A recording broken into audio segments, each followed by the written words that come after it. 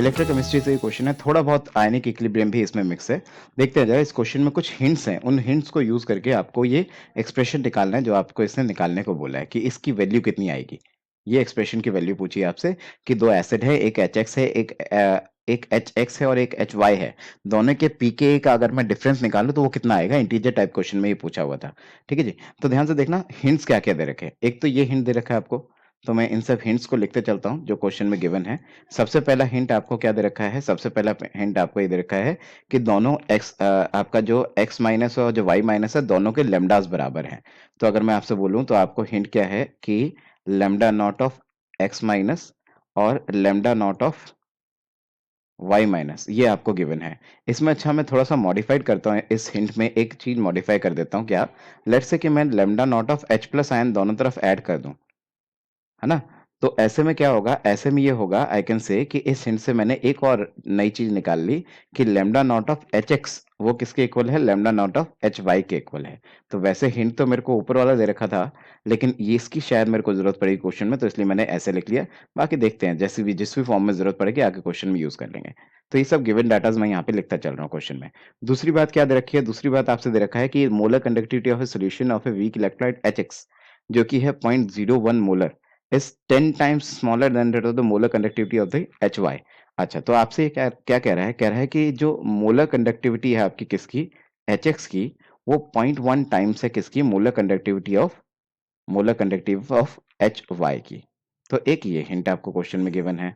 अच्छा जी, और तीसरा हिंट क्या गिवन है, तीसरी बात क्वेश्चन में जो गिवन है वो ये गिवन है कि HX की कंसंट्रेशन आपको क्वेश्चन में दे रखी है कितनी, 0.01 मोलर। और एच वाई की जो कंसंट्रेशन है, एच वाई की कंसंट्रेशन क्वेश्चन में आपको गिवन है कितनी, वो आपकी कितनी है, 0.1 मोलर। अब आयनिक इक्विलिब्रियम चैप्टर पे चलते हैं। आप जरा याद करो, अगर एच एक्स होता था वो अगर टूटता था तो कैसे टूटता था, एच प्लस आयन और एक्स माइनस में टूटता था। अगर ये वीक इलेक्ट्रोलाइट है तो ये कैसा वन होगा, ये 0 0 इसकी कंसंट्रेशन। जब ये 1 माइनस अल्फा होगा तो ये आपका क्या होगा, ये आपका अल्फा हो जाएगा और ये अल्फा हो जाएगा। ठीक है, और अगर ये सी होगा तो ये can say C 0 0 C 1 minus alpha C alpha. तो यहाँ से अगर आपको याद आ रहा हो तो ये सब कहानी होती थी कि यहाँ से अगर के निकालोगे, this K will be equal to this into this divide by this, इसका मतलब alpha square upon 1 minus alpha, यही होता था। और अगर आपके पास कंसंट्रेशन सी है तो कंसंट्रेशन सी से भी मल्टीप्लाई कर दो, सी यहाँ होगा तो C 0 0 C 1 minus alpha C alpha. So I can से C² C 1 माइनस अल्फा, ऐसा एक्सप्रेशन बनता था। और यहाँ से जब मैं सॉल्व करता था तो इस अल्फा को हम कर देते थे नेग्लेक्ट, क्योंकि जनरली वीक एसिड्स के अंदर ये अल्फा नेग्लेक्टेड होता है। और ये C² से सी कट जाता था और यहाँ से अल्फा कितना निकल के आता था, अल्फा आता था √(Ka/C)। तो बस अभी तो फिलहाल तो मैं यही दिखाना चाह रहा था यहाँ से कि alpha is equal to √(Ka/C), इसका मैं यूज करूंगा यहाँ पे। आप ध्यान से देखिएगा, alpha is equal to √(Ka/C) ये मैंने यूज किया। आपको अगर मैं आपसे कहूँ कि since you know alpha is equal to √(Ka/C), अगर इसको यूज करते हुए मैं आपसे कहूं कि दोनों के अल्फाज की आप जरा रेशो निकाल दो, you can say alpha square, यहां से मैं क्या कह सकता हूं, alpha square is equal to क्या है, Ka/C है। तो अगर मैं alpha square of H X upon alpha square of H Y कर दूं, तो देखना जरा वो क्या आ जाता है, वो आ जाता है Ka of H X upon C of H X divided by Ka of H Y divided by concentration of H Y. ठीक है जी, तो कंसंट्रेशन ऑफ एच एक्स और कंसंट्रेशन ऑफ एच वाई कितना कितना दे रखा था, ये 0.01 दे रखा था और ये आपका 0.1 दे रखा था। ठीक है।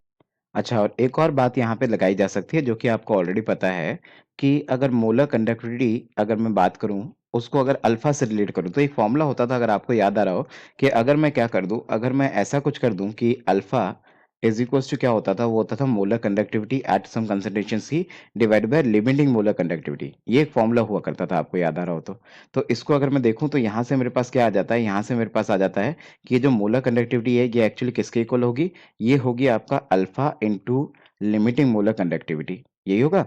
अच्छा, अब आप जरा ध्यान से देखना, मेरी एक एक बात ध्यान से सुनना। So I can say lambda of H X is equals to क्या होगा, alpha of H X into limiting molar conductivity of H X, ये होगा। ठीक है, similarly lambda of H Y is equals to क्या होगा, alpha of H Y into limiting molar conductivity of H Y. अब अगर मैं मान लो इन दोनों के रेशियोज निकाल दूं, तो रेशियो निकालने पे क्या हो जाएगा, रेशियो निकालने पे हो जाएगा lambda of H X upon lambda of H Y equals to हो जाएगा alpha of H X upon alpha of H Y into limiting molar conductivity of Hx upon limiting molar conductivity of Hy।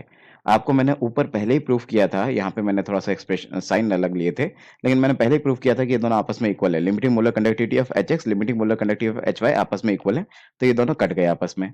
दूसरी बात, अगर आप ध्यान दो तो मेरे को ये रेशो चाहिए था, ये रेशो यहाँ पे मेरे को सब्स्टिट्यूट करना है। ठीक है, मेरे को चाहिए alpha of Hx upon alpha of Hy। ठीक है, अब इसका रेशो किसके इक्वल आ गया? ये आ गया limiting molar conductivity of Hx upon limiting molar conductivity of Hy। इनके बारे में क्या हिंट है? इनके बारे में ये हिंट दे रखा है आपको, ये क्या दे रखा है कि Hx क्या है? 0.1 टाइम्स ऑफ Hy है। इसका मतलब है कि मेरे पास क्या आ जाएगा? मेरे पास आ जाएगा यहाँ से alpha of Hx upon alpha of Hy।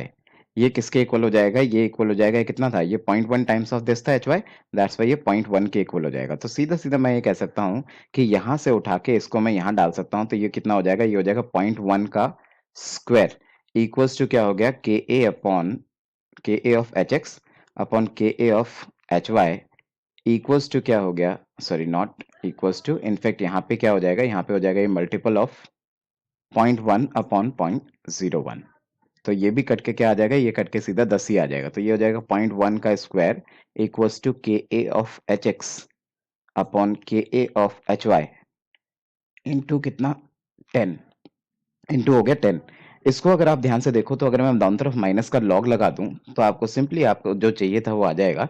तो माइनस का log of this thing upon minus का लॉग ऑफ दिस थिंग, तो इसको मैं सीधा सीधा pk लिख दूं, क्योंकि आपको पता है माइनस का log of k is equal to pk होता है। तो अगर मैं इसको कहूं तो ये ऐसा एक्सप्रेशन आ जाएगा pka of hx minus pka of hy। इसको अगर आप सॉल्व करोगे तो ये कितना आ जाएगा? ये सीधा सीधा आपका 3 ही आ जाएगा यहाँ से सॉल्व करके। तो this will come out to be कितना? 3। That's why the answer for this question must be. तो अगर आप ध्यान से देखें तो आपसे कह क्या रहा है? आपसे कह रहा है कि ये कोई रिएक्शन हो रही है, x is going into y, x से y बन रहा है, और इस रिएक्शन का डेल्टा जी नॉट कितना दे रखा है? माइनस का 193 किलो जूल पर मोल। ठीक है ना?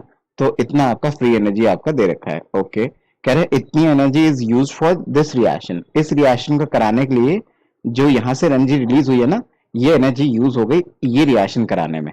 ठीक है, और इस रिएक्शन का ई नॉट आपको इतना दे रखा है। अच्छा जी, फिर क्या कह रहा है? कह रहा है कि अगर आप क्या करो, अगर आप इतनी एनर्जी यूज करोगे तो कितने मोल m प्लस आपके क्या होंगे? ऑक्सीडाइज हो जाएंगे। यही तो कह रहे हैं, the number of moles of m plus oxidize when 1 mole of this is converted into this. तो 1 mole of this is converted into this का मतलब तो यही है कि आपके पास अवेलेबल एनर्जी कितनी है? 193 किलो जूल। ठीक है ना? तो आपके पास ये क्या है? ये आपके पास अवेलेबल एनर्जी है, इतनी एनर्जी आपके पास अवेलेबल है। आपको इस अवेलेबल एनर्जी से ये रिएक्शन करानी है, और ये रिएक्शन कराने के बाद कह रहा है कि इसके कितने मोल्स ऑक्सीडाइज हो जाएंगे। मतलब ये जो रिएक्शन में आपको 1 मोल होता हुआ दिख रहा है, 1 मोल की जगह पे हो सकता है 1 से अधिक मोल ऑक्सीडाइज हो जाए, तो वो चेक करना पड़ेगा। सबसे पहले क्या करें? सबसे पहले ये नीचे वाली इक्वेशन को उतारते हैं और इसके ऊपर काम करना शुरू करते हैं। जैसे कि नीचे वाली इक्वेशन को मैं उतारूं तो नीचे वाली इक्वेशन क्या थी? ये थी m प्लस, जो कि क्या बना रहा था? m3 plus, obviously 2 electron loss करके, ऐसा लिख सकता हूं मैं इसको। और इसका ई नॉट इस रिएक्शन का दे रखा था कितना? Minus 0.25 volt. अभी अगर मैं इस रिएक्शन का डेल्टा जी नॉट निकालने की कोशिश करूं, ये नीचे वाली का, इसका अगर मैं क्या करूं? डेल्टा जी नॉट निकालने की कोशिश करूं तो वो क्या होगा? Minus N F E not होगा। ई नॉट आपको ऑलरेडी पता है, तो मान लो मैं माइनस का एन कितना? 2, क्योंकि 2 इलेक्ट्रॉन का लेना देना चल रहा है, और एफ कितना? एफ आपका 96500 अप्रोक्सीमेटली, और ई नॉट आपको यह ऊपर दे रखा था कितना? माइनस का 0.25 वोल्ट। तो ये पॉजिटिव में आ जाएगा। कैलकुलेट अगर मैं करता हूं तो ये कैलकुलेट करने के बाद वैल्यू कितनी आ रही है? डेल्टा जी नॉट आपका आ जाता है कितना? डेल्टा जी नॉट आ रहा है 48250 आपका जूल। दिस इज जूल, इतना जूल पर मोल ये आ रहा है आपका। बाकी अगर आप चाहो तो इसको किलो जूल में कन्वर्ट कर सकते हो। Delta G not will come out to be कितना? 48.25 किलो जूल पर मोल। इतना आपके पास किलो जूल पर मोल में ये आपकी क्या है? ये इतनी एनर्जी लगेगी, ये कैन से, ये रिएक्शन कराने के लिए।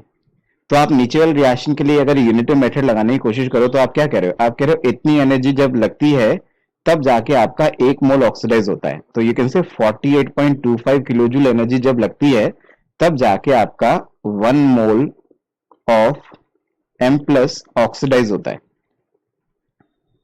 ठीक है, और आपके पास अवेलेबल एनर्जी कितनी है? 193। मैं सिर्फ मैग्नीट्यूड वाइज ही बातें कर लेता हूं, क्योंकि वहां पे बस वो एनर्जी इवॉल्व कोई तो दिखा रहा है। आप मैग्नीट्यूड वाइज बात करो, प्लस माइनस को भी भूल जाओ। ठीक है, तो मैं सिंपली कह सकता हूं कि 193 किलो जूल एनर्जी अगर अवेलेबल है तो कितने मोल्स ऑक्सीडाइज हो जाएंगे? Moles of M plus oxidize कितने हो जाएंगे? तो यहां से अगर मैं इसको निकालू, यूनिट मेथड क्रॉस मल्टीप्लाई करो, आंसर निकालो। तो this will come out to be कितना? This will come out to 193 divided by 48.25, और जब ये कैलकुलेट आप करोगे तो अप्रोक्सीमेटली वही 4 आ जाएगा। तो ये कितना? 4 मोल को ऑक्सीडाइज कर सकता है। तो सिंपल क्वेश्चन था, इतना कोई बहुत भयानक क्वेश्चन नहीं था। आप सिंपली ऐसे कैलकुलेट कर रहे हो और आपने सबसे पहले निकाला कि कितनी एनर्जी एक मोल के लिए लगेगी, और ये अवेलेबल एनर्जी थी, तो आपने बोला इतनी एनर्जी एक मोल को ऑक्सीडाइज करती है, तो आपके पास जो अवेलेबल एनर्जी थी 193, उससे कितने मोल ऑक्सीडाइज हो जाएंगे? तो 4 मोल ऑक्सीडाइज हो जाएंगे। That's why answer for this question must be. तो इस क्वेश्चन में आपसे क्या कह रहा है? इस क्वेश्चन में आपसे कह रहा है कि H2 से H प्लस आयन बन रहा है और M4 प्लस से M2 प्लस आयन बन रहा है। इसका मतलब है कि मैं जल्दी से लिख लूं, एनोड पे क्या चल रहा है, कैथोड पे क्या चल रहा है, और ओवरऑल सेल रिएक्शन क्या है, जरा लिख लेते हैं। जैसा कि इसने यहाँ पे दे दिया, H2 से H प्लस आयन बन रहा है, तो यहाँ पे क्या हो रहा होगा? H2 2 इलेक्ट्रॉन लॉस कर रहा होगा और ऐसा करके ये 2 H प्लस आयन बना रहा होगा। एक तो ये हो रहा है। कैथोड पे क्या चल रहा है? कैथोड पे इसने बोला M4 प्लस आयन है जो कि 2 इलेक्ट्रॉन गेन कर रहा होगा, और ये आपका क्या बना रहा होगा? ये आपका M2 plus ion. And overall cell reaction क्या हो रही होगी? ओवरऑल सेल रिएक्शन हो रही होगी H2 plus M4 plus ion is giving 2H plus ion plus M2 plus ion. ये आपकी ओवरऑल सेल रिएक्शन है। तो इस ओवरऑल सेल रिएक्शन में अगर आप देखोगे तो ओवरऑल सेल रिएक्शन में आपको बड़े प्यार से समझ में आ ही जाएगा कि कितने इलेक्ट्रॉन का लेना और देना चल रहा है। तो 2 इलेक्ट्रॉन का लेना और देना चल रहा है। तो अगर मेरे को नस्ट इक्वेशन कहीं यूज करनी पड़ी और n लगाना होगा, तो n की वैल्यू 2 डालूंगा। फिलहाल तो इतना समझ में आया। इस इक्वेशन के हिसाब से अगर मैं नस्ट इक्वेशन लिख दूं कि ई सेल, तो वो क्या होगा? वो होगा E naught of cell minus 0.0591 divided by 2 log of, you can say H plus ion की कंसंट्रेशन का स्क्वायर M2 प्लस आयन की concentration divided by M4 plus ion की कंसंट्रेशन इनटू ये जो है ना H2, ये एक्चुअली में क्या है? ये आपका गैशियस है। गैशियस होने के कारण की वजह से यहाँ पे मैं लिख रहा हूँ पार्शियल प्रेशर ऑफ H2। अब अगर मैं वैल्यू सब्स्टिट्यूट कर दूं, यहाँ पे दे रखा है देखो, H2 का जो पार्शियल प्रेशर है 1 बार दे रखा है, H प्लस आयन आपको 1 मोलर दे रखा है। इनकी कंसंट्रेशन आपको नहीं पता, लेकिन इनकी कंसंट्रेशन के रेशियो दे रखा है 10 पर x। तो मतलब ये है कि अगर मैं यहाँ पे वैल्यू सब्स्टिट्यूट कर दूं, इसकी वैल्यू कितनी दी गई है? ये मेरे को दी गई है 0.092। ई नॉट सेल कितना दिया गया है? 0.151। ये कितना है? 0.059 डिवाइडेड बाय n, मैंने आपको पहले ही बोला था 2 होगा। लॉग ऑफ क्या हो गया? ये तो हो गया आपका 1, 1 का स्क्वायर, ये भी 1 हो गया। M2 plus by M4 plus आपको 10 पर x दे रखा है, तो यहाँ पे मैं सीधा 10 पर x ही ना लिख लूं? तो यहाँ से अगर मैं कैलकुलेट करूं तो ये कितना आ जाएगा? ये 0.151 माइनस 0.059 डिवाइड बाय 2, ये जो पार है इसको मैं बाहर ले लूं यहाँ x, और ये हो जाएगा log 10। log 10 आपको पता है 1 होता है, तो इसे तो हटा ही दो। ठीक है जी। तो सीधा सीधा आपके पास वेरिएबल क्या बचा? सिर्फ x ही बचा। यहाँ से x कैलकुलेट कर लो। तो यहाँ से अगर आप x कैलकुलेट करोगे तो x will come out to be 2। मैं फिर से बोलूं, क्या बोला मैंने बोला log 10 तो 1 होता ही है, इसको तो हटा ही दो। फिर इतनी बची हुई इक्वेशन में सिर्फ x नहीं पता, इस x को कैलकुलेट कर लो। तो ये x कैलकुलेट करने पे आपका आएगा 2। That's why your answer must be option and number क्या क्या दे डी। रखा है क्वेश्चन में, जरा चेक करते हैं एक बार। सबसे पहले उसने दे रखा है the conductance of 0.0015 molar aq solution. सबसे पहली चीज हम नोट डाउन करते चलते हैं, क्या क्या दे रखा है। मोलैरिटी दे रखी है, कंसंट्रेशन दे रखी है कितनी? 0.0015 मोलर। एक तो ये चीज हो गई। दूसरी चीज क्या पता है? दूसरी चीज आपको पता है कि आपके पास किसकी मोलैरिटी दे रखी है? किसी वीक मोनोबेसिक एसिड की। वीक मोनोबेसिक एसिड का मतलब है कि आपको पता है ये कोई ऐसा एसिड है जो कि एक H प्लस आयन लॉस कर सकता है। इट मीन्स ये कोई HA टाइप एसिड होगा, जैसे HCl हो गया फॉर एग्जांपल, ऐसा कोई एसिड होगा। बट HCl स्ट्रॉन्ग एसिड है, यहाँ पे फिलहाल ये वीक एसिड की बात कर रहा है। अच्छा जी, एक तो ये बात पता चली। और क्या पता चला देखते हैं। अगली बात क्या पता चली? अगली बात पता चली, determine the by using conductivity cell consisting of platinized platinum electrode, the distance between the electrode is 120 centimetre. Distance between the electrode अगर आपको दे रखा है तो इसका मतलब एक तरह से आपको L दे दिया है। एक तरह से आपको L दे दिया है। This L is nothing but 120 centimetres. L भी पता है। अच्छा जी, अगला क्या दे रखा है? अगला सेंटेंस पढ़ूं तो एरिया ऑफ क्रॉस सेक्शन दे रखा है, एरिया ऑफ क्रॉस सेक्शन दे रखा है, तो एक तरह से आई कैन राइट कि ए भी आपको दे रखा है। ए कितना दे रखा है? 1 सेंटीमीटर स्क्वायर, ये भी पता चल गया जी। और क्या दे रखा है देखते हैं, और दे रखा है आपको, ये क्या दिया है? कंडक्टेंस। कंडक्टेंस दे रखा है आपको 5 इंटू 10⁻⁷। तो कंडक्टेंस आपको दे रखा है 5 इंटू 10⁻⁷, मतलब capital G. Capital G is 5 into 10⁻⁷। और सीमन, यूनिट क्या दिया है? सीमन, ठीक है ना? ओके, अब देखते हैं जरा इसको क्रैक करने के क्वेश्चन को कि ये क्या पूछ रहा है और क्या हमें निकालना है, देखते हैं। तो सबसे पहले ये कह रहा है कि आपको निकालना क्या? The value of lambda am not. Lambda am not निकालना है आपको, लिमिटिंग मोलर कंडक्टिविटी आपको निकालनी है। और वो जो भी आंसर आएगा उसको इस फॉर्म में लिखना है, तब जाके आपको ये जेड बताना है कितना है। अच्छा, तो करने की कोशिश करते हैं, जरा ट्राई मारते हैं एक बार, देखिएगा। तो सबसे पहली चीज़ मैं क्या करूँ, सबसे पहली चीज़ जो मेरे को पकड़ में आ रही है वो ये पकड़ में आ रही है। अच्छा, एक चीज़ रह गई, एक हिंट और है यहाँ पे, पीएच दे रखा है कितना? 4। अगर पीएच 4 दे रखा है तो इसका मतलब पीएच अगर 4 है तो इसका मतलब H प्लस आयन की कंसंट्रेशन जो कि इस एसिड से आएगी वो कितनी दे रखी है? वो आपको 10⁻⁴ मोलर दे रखी है। तो इतने हिंट्स हैं क्वेश्चन के अंदर और आपको लिमिटिंग मोलर कंडक्टिविटी निकालनी है। तो जरा देखते हैं, सबसे पहले मैं ऐसा कह सकता हूँ कि ये जो HA है ये एक वीक एसिड है जो कि किस प्रकार से टूटेगा, कुछ इस तरीके से टूटेगा एक इनसे कि H प्लस आयन में और A माइनस आयन में टूटेगा। इनिशियली मान लो at time t is equal to 0 इसकी कंसंट्रेशन C है, तब ये 0 होगा, तब ये 0 होगा।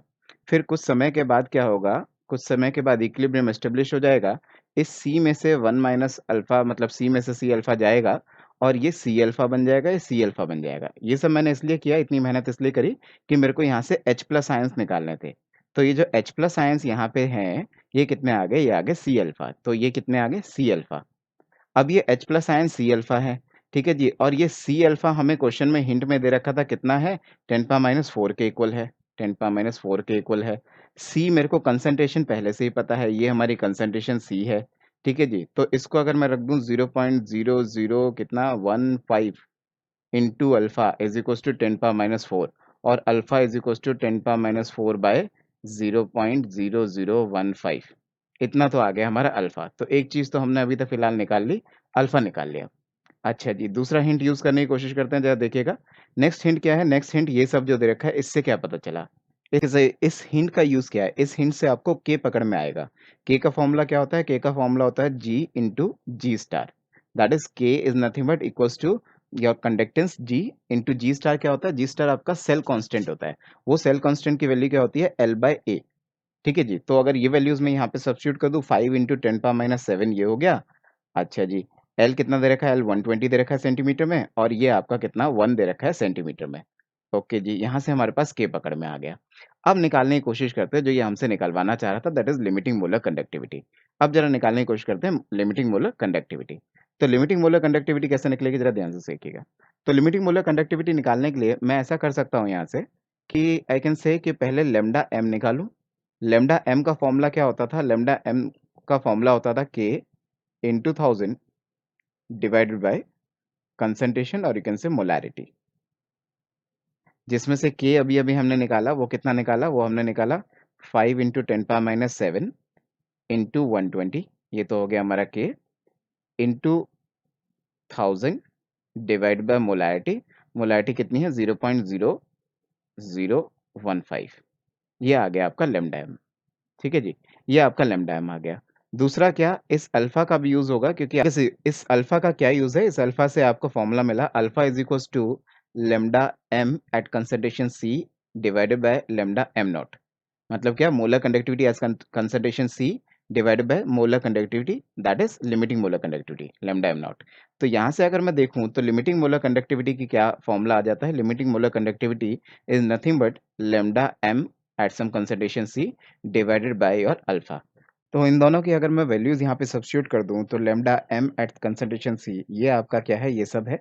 इसका मतलब 5 into 10⁻⁷ into 120 into 1000, this whole divided by कितना? 0.0015। अब मेरे को लेमडा से डिवाइड भी करना है, लेमडा की वैल्यू यहाँ पे रख दूं डिवीजन में।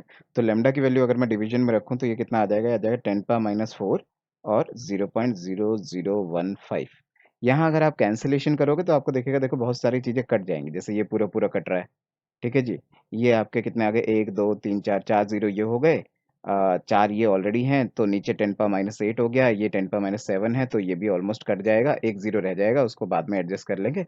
तो ओवरऑल काटने के बाद आपके पास यहाँ पे आंसर क्या आ जाएगा? आंसर आ जाएगा 6 × 10⁻² सीमन सेंटीमीटर स्क्वायर पर मोल। तो आपको देखो ज़रा, अगर आप ध्यान से देखें, तो आपको यही पूछा गया था क्वेश्चन के अंदर। क्वेश्चन के अंदर यही पूछा है कि लिमिटिंग मोलर कंडक्टिविटी जब आप निकालोगे, तो वो समथिंग इंटू 10⁻² आएगा। तो वो समथिंग जो Z है, उसका आंसर आपको निकालना है। तो उसका आंसर क्या आ जाएगा? उसका आंसर सीधा-सीधा आपके पास 6 आ जाएगा। Answer will be 6. So the question is, for the following cell, when the concentration of Zn2 plus is 10 times the concentration of Cu2 plus, the expression for delta G. तो हमें इस question में delta G का expression निकालना है इस cell के हिसाब से।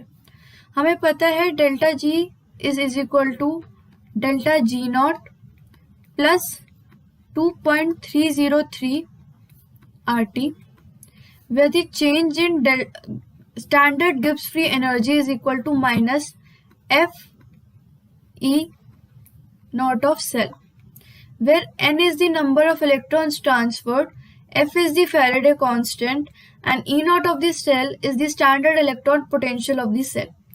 Now we have to find N. How we will find N here? In the case when Zn solid is getting changed to Zn SO4, here the oxidation state of Zn is 0, where here the oxidation state of Zn is plus 2. So the total number of electrons transferred is 2. 2 electrons are being transferred, so N is equal to 2. And so delta G naught will be equal to minus 2 into F will be the Faraday constant, and E naught of the cell is given to be 1.1 volt. So minus 2F into 1.1. So delta G naught is equal to minus 2.2 Faraday. Now we will use this in this equation. So we will get that delta G is equal to minus 2.2F plus 2.303 RT, which will be the required expression for change in Gibbs free energy. So the required option is B. B is the correct option. Question अच्छा design किया है इस बार इन्होंने। Electrochemistry से question है, कह रहा है कि कुछ फ्यूल सेल है जो कि यहाँ पे हाइड्रोजन ऑक्सीजन फ्यूल सेल है, 70% एफिशिएंसी है, तो मतलब जो भी वर्क डन आ रहा होगा उसका 70% हमें निकालना होगा। अच्छा जी, इस इक्वेशन के बारे में बात कर रहा है कि इस इक्वेशन के हिसाब से ये सेल चल रहा है, और कुछ इक्वेशंस आपको गिवन करिए, जैसे एक इक्वेशन ये गिवन करिए, एक ये गिवन करिए, इन दोनों को यूज करके हमें ये इक्वेशन निकालनी होगी। देखते हैं अभी करेंगे। बाकी क्या कह रहा है, work derived from the consumption of 10⁻³ moles of H2। कह रहा है इस रिएक्शन के हिसाब से, ये तो 1 मोल की रिएक्शन दे रखी है, 1 मोल से आपका हाफ O2 रिएक्ट कर रहा है और 1 H2 बना रहा है। लेकिन कह रहा है जब आपने 10⁻³ मोल्स ऑफ H2 लिया और ये रिएक्शन कराई, तो यहाँ से जो भी वर्क निकला, work derived from this is used to compress 1 mole of monoatomic ideal gas in thermally insulated container. पहली बात तो मोनोएटॉमिक है, 1 मोल है, और थर्मली इंसुलेटेड कंटेनर है। थर्मली इंसुलेटेड कंटेनर का मतलब हो गया भाई ये एडियाबेटिक कंडीशंस है, मतलब Q इज इक्वल टू 0। आपको याद होगा एडियाबेटिक कंडीशंस में अगर कभी भी कंप्रेशन या फिर एक्सपेंशन होता था तो टेम्परेचर चेंज आता था, तो बस वही टेम्परेचर चेंज आपसे पूछ रहा है। ठीक है जी।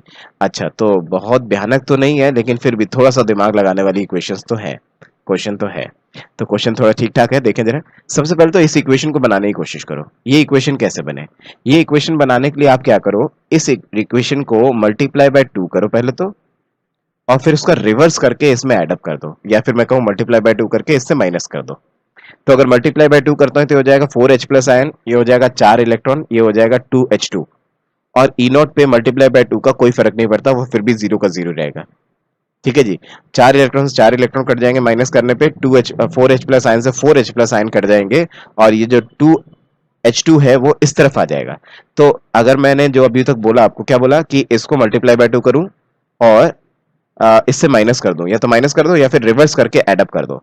तो ऐसा करने से जो इक्वेशन आएगी वो क्या आएगी, 2H2 plus O2 is giving 2H2O, ये इक्वेशन आ रही है। और अगर आप ध्यान दें, इस इक्वेशन का E नॉट कितना आएगा, 1.23 वोल्ट आएगा। लेकिन हमको ये इक्वेशन थोड़ी यूज करनी है, हमें तो ये वाली इक्वेशन यूज करनी है। तो इसका हाफ कर दो, हाफ करा तो आया H2 plus O2, half O2 is giving H2O। E not पे तो कोई फर्क नहीं पड़ता, मल्टीप्लाई बाय 2 कर दो, चाहे हाफ से मल्टीप्लाई कर दो, किसी से मल्टीप्लाई कर दो, एन इंटीजर से, ई नॉट पे कोई फर्क नहीं पड़ता। ई नॉट तो अभी भी आपका उतना ही रहेगा, लेकिन एन पे फर्क पड़ेगा भाई। अगर आप देखो तो यहाँ पे नंबर ऑफ इलेक्ट्रॉन इन्वॉल्व कितने थे, आपने 4 से 4 इलेक्ट्रॉन काटे थे, तो यहाँ से 4 इलेक्ट्रॉन का लेना देना चल रहा था। लेकिन यहाँ अगर आप देखो तो आपने डिवाइड बाय 2 कर दिया, दैट्स वाई यहाँ पे 2 इलेक्ट्रॉन का लेना देना चल रहा होगा इस इक्वेशन में। तो जो एन एफ वी नॉट वाली इक्वेशन लगाएंगे हम, उसमें एन कितना रखेंगे, 2 रखेंगे। ठीक है जी, अब हम करने की कोशिश करते हैं इसको।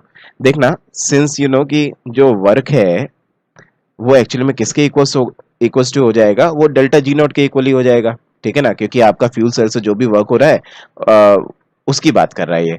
ठीक है, तो इससे जो भी एफिशिएंट आपका वर्क आ रहा होगा वो क्या होगा, वो आपका डेल्टा जी नॉट के इक्वल होगा, mod of delta G not कह दूं बल्कि। ठीक है, और आपको पता है डेल्टा जी नॉट क्या होता है, वो होता है मॉड ऑफ माइनस का एन एफ ई नॉट होता है। अच्छा जी, तो इसका मतलब है कि आपका डेल्टा जी नॉट का मॉड कह लो या फिर वर्क कह लो, वो एक्चुअली में कितना हुआ, अगर मैं सारी बातों को कंसिडर करते हुए फाइनली लिखूं तो मॉड की वजह से इस माइनस को मैं हटा देता हूं, प्लस ही ले लेता हूं। ठीक है, और ये क्या हो जाएगा, ये हो जाएगा आपका जी N, number of electrons involve तो 2 थे। ठीक है, लेकिन नंबर ऑफ मोल्स यहाँ पे पर मोल के हिसाब से इक्वेशन लिखी हुई है, लेकिन हमारे पास कितने 10⁻³ मोल्स ऑफ H2 हमने यूज करे हैं, तो यहाँ पे इंटू 10⁻³ भी करना पड़ेगा आपको। ठीक है, ये तो हो गया आपका n का फैक्टर, ये हो गया 96500 f। ठीक है, e आपको मैंने पहले ही बता दिया 1.23 लेके चलना। एक और चीज का मल्टीप्लाई करना है हमें यहाँ, वो मत भूल जाना, क्या, 70% एफिशिएंसी है। 70% एफिशिएंसी है तो 70% यहाँ पे आपको वो भी मल्टीप्लाई करना होगा। तो ये मैंने 70% मतलब 70/100 इससे मल्टीप्लाई कर दिया, यहाँ से वर्क डन आ गया। ये जब मैंने वर्क निकाला तो ये आ रहा था कितना, 166.173 जूल, ये इतना आ रहा था। अब एडियाबेटिक कंडीशंस अगर आपके पास है, फॉर एडियाबेटिक कंडीशन, आपको याद होगा एडियाबेटिक कंडीशंस के लिए आप बोलते थे ना कि delta U is equals to Q plus W होता है, क्यू तो 0 ही हो गया एडियाबेटिक के लिए, तो delta U is equals to W हो गया। तो मैं ऐसा भी तो कह सकता हूँ कि डब्ल्यू इज इक्वल्स टू क्या हो गया, N R delta T upon gamma -1। ये हम एक डेरिवेशन करते थे, आपको याद आ रहा हो तो, ये एक छोटी सी डेरिवेशन करते थे हम। ठीक है, तो ये होता था आपका वर्क डन, तो work done is equals to N R delta T gamma -1। तो वर्क डन तो आपने अभी निकाल ही लिया, कितना निकाल लिया, 166.173। ठीक है जी, N number of moles of gas कितने हैं, जो जिसका कंप्रेशन हो रहा है 1 मोल है। ठीक है, आर आर क्वेश्चन में दे रखा है 8.314, वही लेके चलेंगे। कभी कोई क्वेश्चन में दे देता है राउंड ऑफ करके 8 ले लो, तो 8 लेके चलना पड़ता है फिर, इसलिए जो दे रखा है वही लेके चल लेते हैं। और ये जूल में है, ये भी जूल में है, तो इसलिए हमें यूनिट कन्वर्जन की कोई ज्यादा बॉदर नहीं करना है, ये भी जूल में है और ये आर भी जूल में ही है। ठीक है, अच्छा मोनो एटॉमिक है तो उसके लिए मैं गामा कितना रख दूं, 5/3 -1, और यहाँ से डेल्टा टी कैलकुलेट कर दूं। थोड़ा सा कैलकुलेशंस तो है, बट आप कैलकुलेट करो तो you'll गेट द आंसर। तो ये आंसर आपका कितना आ जाएगा, 13.32। डेल्टा टी कितना आ जाएगा आपका, 13.32। तो आंसर विल बी 13.32। बहुत ध्यान से करना है ऐसे क्वेश्चंस को, कभी कभी हो सकता है आप कैलकुलेशन में अटक जाओ या फिर ये छोटी मोटी बातों में अटक जाओ, ऐसा ना हो। और ये 70% एफिशिएंसी वाली बात कुछ बच्चे भूल जाएं, कुछ बच्चे यहाँ पे इस मोल को ही कंसिडर करना भूल जाएं। तो मेरे को लग रहा है काफी बच्चों ने ऐसी गलती करी होगी, जल्दबाजी में इसको भूल गए होंगे, कुछ बच्चे जल्दबाजी में इस बात को भूल गए होंगे, बस कैलकुलेशन कर दिया होगा। कुछ बच्चे यहाँ पे एन लगाने में गलती कर गए होंगे, ये भी इंपॉर्टेंट था, एन लगाने में गलती कर गए होंगे। तो ये छोटी छोटी सी मिस्टेक करने का स्कोप है इस क्वेश्चन में। एक तो ये इक्वेशन बनाना, उससे एन निकालना, इसको लेना, ये गलती ना हो। ठीक है, फिर उसके बाद ये सब लगा दो, गामा आपको मोनोएटॉमिक का आना ही चाहिए, ये सब लगा के आंसर आ जाता है। अगर आप ध्यान से देखें इक्वेशंस तो आपको ऊपर दे रखी हैं कि आपका ए सॉलिड से ए एन प्लस बन रहा है और B twice of N plus से आपका बी सॉलिड बन रहा है। तो अगर इसको इक्वेशन के रूप में लिखें तो देखते हैं जरा इक्वेशन क्या होगी। इक्वेशन कुछ ऐसी सी होगी, 2a solid plus b 2n plus is giving a n plus plus b solid. ठीक है, इसको लिख दूं एक्वस। इसको लिख दूं एक्वस, और बैलेंस करने की जरूरत पड़ी तो बैलेंस भी कर लो, इसको 2 लगा दो, बी तो 1 1 है, ए 2 2 हो गए। ठीक है जी, इसकी भी जरूरत पड़ी हमें तो ये बैलेंस तो हमने कर ही दिया। अच्छा, बाकी एक हिंट क्वेश्चन में दिया गया है, अगर आप ध्यान से देखो ना तो क्वेश्चन में एक हिंट है। क्या हिंट है, जरा ध्यान से पढ़िएगा। क्वेश्चन में हिंट दे रखा है इफ ईएमएफ सेल इज 0, अगर सेल का ईएमएफ 0 है, ई सेल 0 है, ठीक है, तो मतलब डेल्टा जी भी 0 है। एक तो ये हिंट है, और ये एट इक्विलिब्रियम है, मैं ये सब बातें यहां से पढ़ पा रहा हूं। एक हिंट तो क्वेश्चन में ये है। दूसरा हिंट ये क्या कह रहा है, दूसरा हिंट कह रहा है delta H not of this reaction is twice of the delta G not. दूसरा हिंट ये कह रहा है delta H not is twice of delta G not. अच्छा जी, ठीक है, अभी इसको यूज करना शुरू करते हैं, इक्वेशन को सॉल्व करना शुरू करते हैं हिंट्स को यूज करके। तो आपको पता ही एक सिंपल सी इक्वेशन होती है, delta G not is equals to delta H not minus T delta S not. तो अगर आपने डेल्टा जी नॉट यहाँ पे रखा तो delta G not equals to यहाँ पे twice of delta H not D not रख दें इसकी जगह, इसको यूज करते हुए, और यहाँ पे रख दें टी डेल्टा एस नॉट। ठीक है जी, ये आपका इधर आ गया, ये इधर चला गया, इसके हिसाब से मैं कह सकता हूँ delta G not is equals to T delta S not. अरे वाह, हमें निकालना तो एंट्रोपी चेंज था ना, डेल्टा एस नॉट। ठीक है, इस तरीके से तो डेल्टा एस नॉट निकल ही आएगा बड़े प्यार से। ठीक है, बाकी चीजें मैंने आपको पहले ही बता दी हैं कि आपको क्या क्या बोल दिया इसने बोल दिया कि भाई ये सब है, मतलब इक्विलिब्रियम पे है रिएक्शन, ई सेल 0 है, डेल्टा जी 0 है, एट इक्विलिब्रियम पे है। अगर इक्विलिब्रियम पे है फिर तो ये वाला फॉर्मूला भी यूज किया जा सकता है, delta G not is equals to minus का R T L N K equilibrium, और इन दोनों को आपस में इक्वेट किया जा सकता है। तो इसके हिसाब से मैं कह रहा हूँ T delta S not is equals to minus का R T L N K equilibrium. मेरे को लगता है टी से टी भी कट गया, बड़ी आसान होती जा रही हैं चीजें। माइनस का R L N K equilibrium आ गया। ठीक है जी, अब जरा ध्यान से देखिएगा, ध्यान से देखना अभी। माइनस का आर की वैल्यू 8.3 दे रखी है जूल में, जूल पर केल्विन पर मोल, तो इसको तो 8 सब्स्टिट्यूट कर दूं। एल एन के इक्विलिब्रियम की जगह पे क्या सब्स्टिट्यूट करूंगा, इसकी कंसंट्रेशन का स्क्वायर डिवाइड बाय इसकी कंसंट्रेशन, और इसकी कंसंट्रेशन कितनी दी गई है 1 मोलर, और इसकी कंसंट्रेशन कितनी दी गई 2 मोलर। तो इसका मतलब मैं क्या लिखूं, मैं लिखूं it will be a N plus की कंसंट्रेशन का square divided by B 2n plus की कंसंट्रेशन। ठीक है, ये लेंगे हम एल एन के अंदर। अच्छा जी, तो इसके हिसाब से delta S not will be equal to minus का 8 एल एन, और यहाँ पे क्या रख दूं, इसकी कंसंट्रेशन का स्क्वायर मतलब कि 2 का स्क्वायर 4, इसकी कंसंट्रेशन मतलब कि 1। अच्छा जी, फिर तो सीधा सीधा यार एल एन 4 की वैल्यू यूज करनी है मेरे को। ठीक है, इसके हिसाब से ये क्या हो जाएगा, delta S not is equal to, अगर मैं यहाँ पे रख दूं सीधा सीधा एल एन 4 की वैल्यू यहाँ पे रख दूं, ठीक है, तो ये आपके पास क्या आ जाएगा, या फिर एल एन 2 जैसे इसने आपको गिवन किया है 0.7, अगर मैं इसको यूज कर लूं मान लो, तो ये 8 into twice of L N 2 हो जाएगा।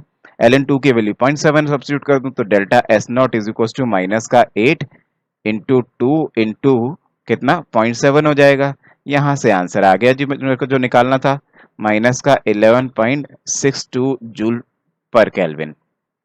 बस आराम से हो रहा है, बहुत प्यार से पूरा क्वेश्चन, बस आराम से फॉर्मूले लगाते गए, हिंट को यूज कर लिया और हमारा आंसर आ गया। तो आंसर क्या आ गया, माइनस का 11.62 जूल पर kelvin. And the question is from the section called electrochemistry, और थोड़ा बहुत मेरे को ऐसा दिख रहा है कि शायद मेरे को कुछ केमिकल इक्विलिब्रियम चैप्टर की भी एक इक्वेशन डेल्टा जी नॉट वाली इक्वेशन को मेरे को यूज करना पड़ेगा शायद। अच्छा, इस क्वेश्चन में मेरे से कहा गया है कि surface of the copper get tarnish by the formation of the copper oxide. Copper oxide बन जाता है और कॉपर को खराब कर देता है, लेकिन इसको प्रिवेंट करने के लिए N2 गैस यूज करी जाती है। लेकिन N2 गैस में ही खराबी हो तो, जैसा कि इसमें लिखा है N2 गैस में 1 मोल % ऑफ वाटर वेपर से एज ए इम्प्योरिटी।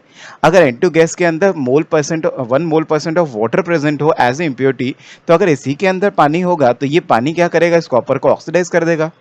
तो इसलिए अगर N2 ही मॉइस्चराइज हुआ, N2 के अंदर ही अगर मान लो मॉइस्ट N2 हुआ, तो ऐसे में जो उसके अंदर जो मॉइस्चर होगा, उसके अंदर जो पानी होगा, वो इस कॉपर को ऑक्सीडाइज कर देगा।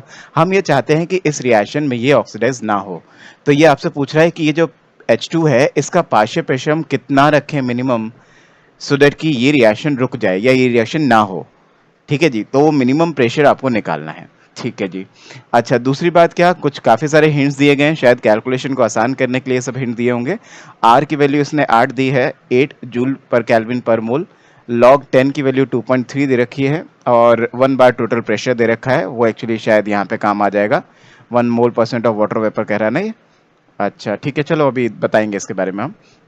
अच्छा दूसरा क्या है, दूसरा दो इक्वेशंस ने आपको गिवन करी है, इसके बारे में कुछ जानकारी लेना चाहता है। तो अगर मैं इसको इक्वेशन नंबर 1 बोलूं, इसे G01 बोल दूं, इसे इक्वेशन नंबर 2 बोल दूं, इसे G02 बोल दूं, और जो मेरे को निकालनी है इक्वेशन, उस इक्वेशन के डेल्टा G को डेल्टा G03 बोल दूं, और ये मेरे को नहीं पता है।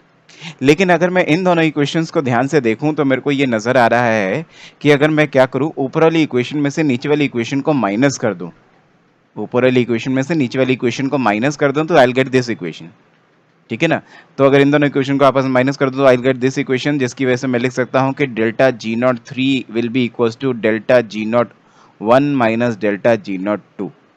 इनकी वैल्यूज अगर आप डाल दोगे तो delta G03 is equals to this will be minus का 78000 माइनस माइनस ऑफ 17800 78000 खत्म हो जाएगा, ये माइनस माइनस प्लस हो जाएगा, ये माइनस है तो प्लस माइनस माइनस हो जाएंगे, और ऑब्वियसली माइनस होके आपके पास 1 लाख आ जाएगा, वो भी पॉजिटिव में। तो डेल्टा G0 आ गया आपका प्लस का 1000000, ऐसा आ गया। ठीक है, बाकी यूनिट वही है आपकी जो इनकी यूनिट थी, जूल पर मोल, तो इसको जूल पर मोल भी लिखा जा सकता है। अभी हम क्या करने जा रहे हैं, अभी मैं ये मान के चल रहा हूँ कि ये इक्वेशन लेट्स से कि अभी इक्विलिब्रियम पे है, मैं इक्विलिब्रियम वाला फॉर्मूला यहाँ पे यूज करके मैं पार्शियल प्रेशर ऑफ हाइड्रोजन या फिर LnPH2 निकालने की कोशिश कर रहा हूँ। ठीक है जी, इसको निकालने की कोशिश करते हैं, फिर देखते हैं कैसे कनेक्ट करेंगे इस क्वेश्चन को जो ये पूछना चाह रहा है उससे। अच्छा कैसे निकालूं, अपने वही इक्विलिब्रियम वाला चैप्टर का क्वेश्चन, जो इक्वेशन होता था उसको यूज करें। क्या इक्वेशन होता था, इक्वेशन होता था आपका let's say delta G0 is equal to minus का RT ln K इक्विलिब्रियम, ये होता था हमारा इक्वेशन।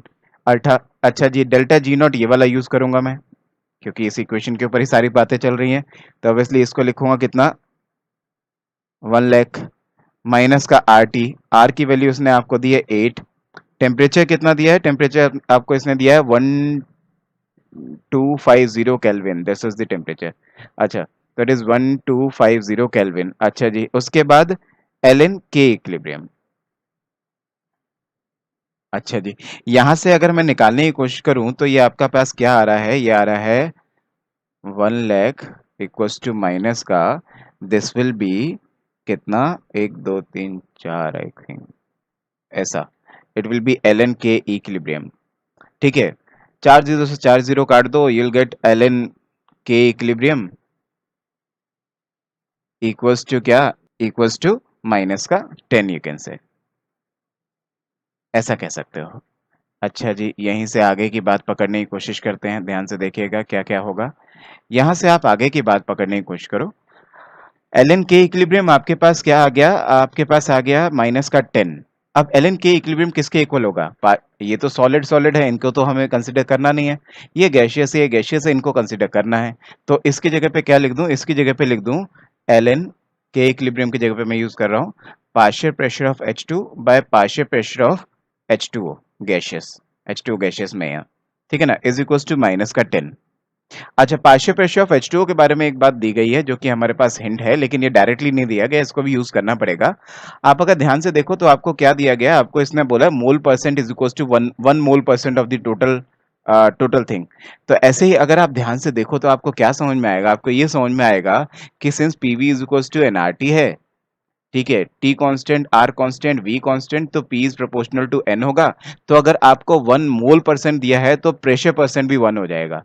तो अगर टोटल प्रेशर आपका 1 बार दिया गया है यहाँ पे, उसका 1% विल बी PH2O, इसका ये मतलब है।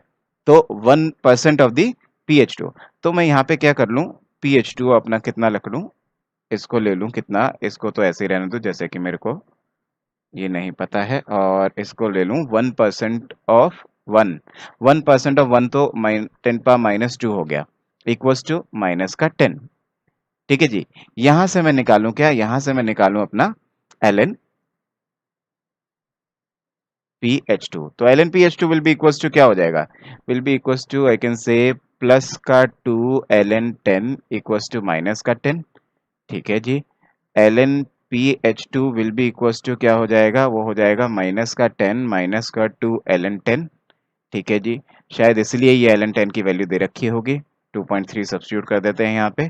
तो ln pressure of H2, partial pressure of H2 is equals to क्या हो जाएगा, इज इक्वल्स टू हो जाएगा -10 माइनस ट्वाइस ऑफ 2.3। ठीक है जी, ln partial pressure of H2 ये कितना हो जाएगा आपका, माइनस का 10 माइनस का 4.6। तो ln प्रेशर ऑफ H2 कितना हो जाएगा आपका, माइनस का 14.6। ये आ गया जी हमारा आंसर। बट इसको मैं आंसर क्यों कह रहा हूँ, क्योंकि एक्चुअली अगर आप ध्यान से देखो तो ये आपसे कहना क्या चाह रहा था, ये कहना चाह रहा था कि रिएक्शन ना हो। हमने इस रिएक्शन को क्या मान लिया, इक्विलिब्रियम पे मान लिया।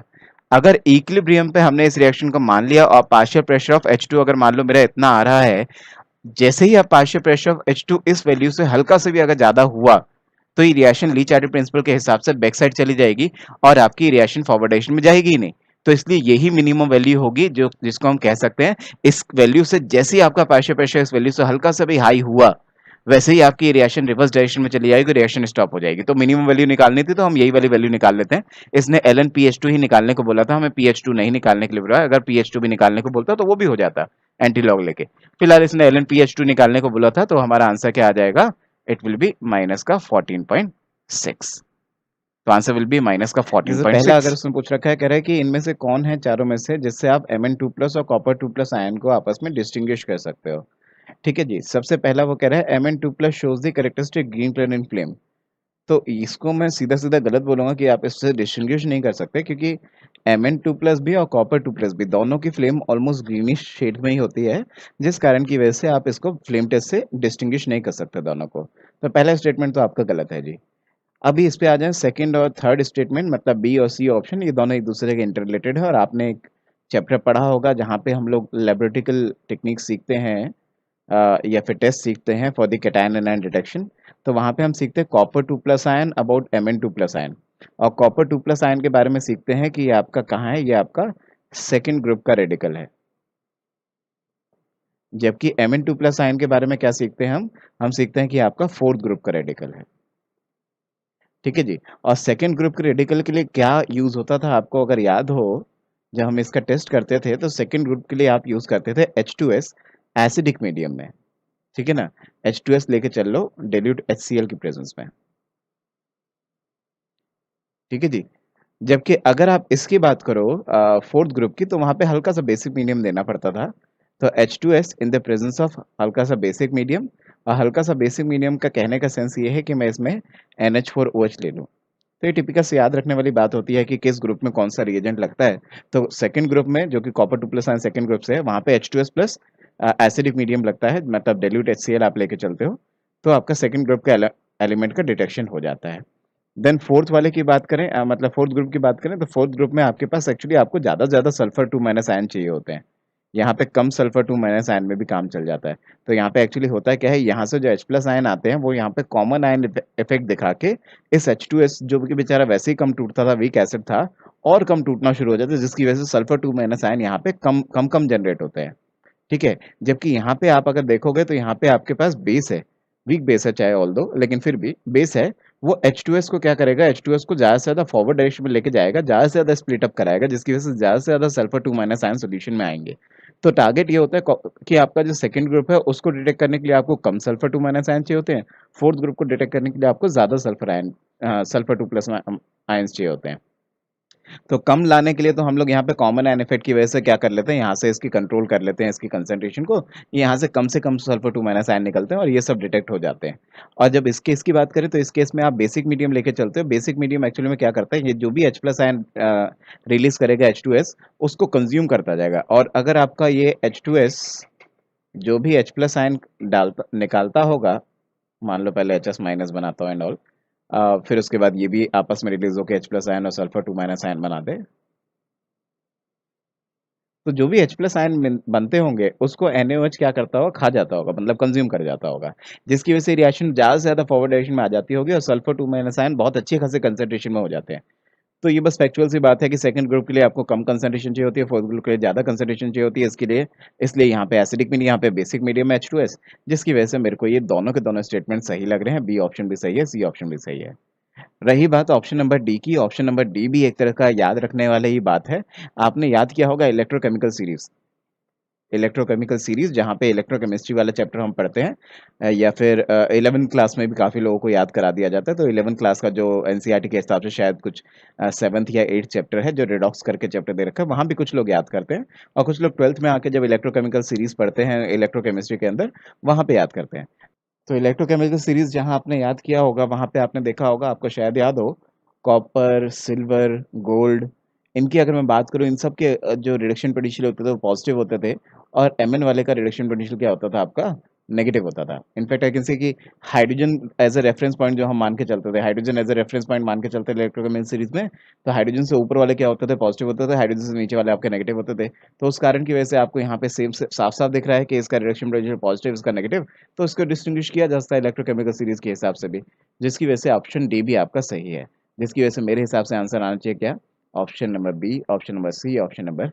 क्वेश्चन बहुत अच्छा है, बहुत सुंदर है। ऐसा मैं क्यों कह रहा हूँ, ऐसा मैं इसलिए कह रहा हूँ क्योंकि क्वेश्चन में दो चैप्टर मिक्स कर दिए। एक तो देखो उसने क्या करा, लैम्डा एम की बात कर रहा है, लैम्डा एम नॉट की बात कर रहा है, लैम्डा एम की बात कर रहा है, इसका मतलब ये इलेक्ट्रोकेमिस्ट्री की बात कर रहा है, इलेक्ट्रोकेमिस्ट्री क्वेश्चन इसने डिज़ाइन किया है।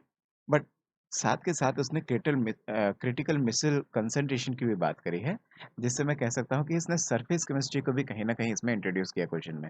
तो दो दो चैप्टर मिला के जब वो क्वेश्चन बनाता है तो वो एक अच्छा क्वेश्चन बन जाता है। आपको दोनों चैप्टर के बारे में ज्ञान होना चाहिए, तभी आप इसके ऊपर बात कर पाओगे। देखिएगा जरा, क्वेश्चन वैसे बहुत भयानक नहीं है, देखने में ऐसा लग रहा है कि शायद पता नहीं क्या होगा, लेकिन है आसान। ध्यान से देखिएगा। तो है क्या, जैसे आप अपने इलेक्ट्रोकेमिस्ट्री वाले चैप्टर को याद करो, उसमें हम क्या पढ़ते हैं, जब भी कोई स्ट्रॉन्ग इलेक्ट्रोलाइट हो, जैसा कि इसने आपसे बोला भी है, इसने देखो जरा साफ साफ आपको बताया है कि it will behave as strong electrolyte. ठीक है जी, सोडियम स्टेरेट।